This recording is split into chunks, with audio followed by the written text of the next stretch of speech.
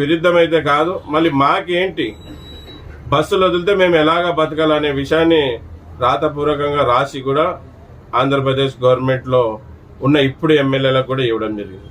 మళ్ళీ వదులుతున్నప్పుడు ముందుగా మాకంటూ ఒక హామీ ఇవ్వండి, మేము ఆటో డ్రైవర్లం ఎలాగ బతకాలి, అలాగే ట్యాక్సీ ఓన్ కమ్ డ్రైవర్లం ఎలాగ బతకాలి. ఆటో డ్రైవర్ నష్టపోతాడు, ఇటు ట్యాక్సీ ఓన్ కమ్ డ్రైవర్ అన్న నష్టపోతారు. లక్షలు పోసి బండ్లు తెచ్చుకున్నాం. ఫస్టే పెరిగిన డీజిల్ ధరలకు సరైన కిరాయిలు లేవు.